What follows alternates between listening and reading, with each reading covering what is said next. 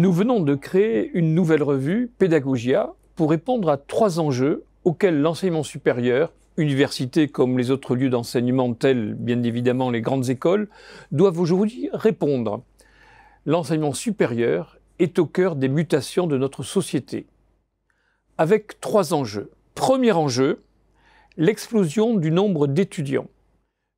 Devoir gérer un enseignement de masse qui, depuis 1950, où il y avait, je vous le rappelle, 137 000 étudiants seulement, à 1 million en 1986 et aujourd'hui près de 4 millions.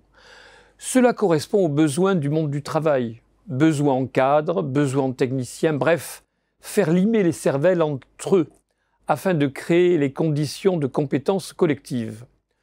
Deuxième enjeu, la transformation du travail, qui depuis une 50aine d'années a transformé les entreprises, avec des besoins nouveaux, afin que leurs équipes développent des initiatives de la responsabilité et de la créativité.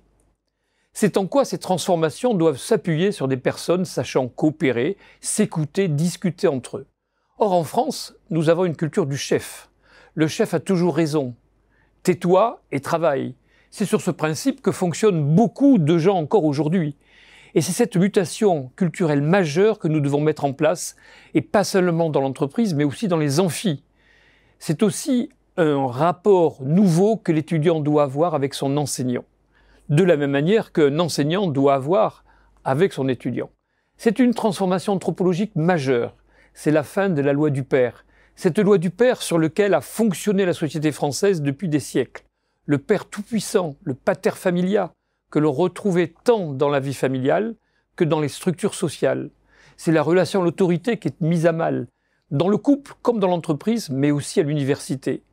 Nous sommes en train de voir émerger un nouveau type de relation, les relations entre pairs, P-A-I-R, entre égaux, avec lesquels il faut dialoguer, discuter. Mais en fait, c'est surtout apprendre à dialoguer, apprendre à discuter, car cela nécessite d'écouter autrui, comme d'être écouté par lui. C'est aussi cela qu'il faut apprendre. Et en fait, c'est le 3e enjeu auquel il faut répondre. Développer des méthodes pédagogiques innovantes, qui n'ont pas pour objectif de faire acquérir du savoir, mais des comportements et des postures permettant l'écoute et le respect réciproque. Ce n'est plus le maître tout-puissant du savoir depuis sa chair qui donne le savoir, mais c'est celle de Socrate qui ne sait qu'une chose, c'est qu'il ne sait rien. Cette célèbre déclaration de Socrate pour laquelle l'ignorant croit savoir alors que le vrai sage connaît l'étendue de son ignorance. Développer le doute et l'humilité.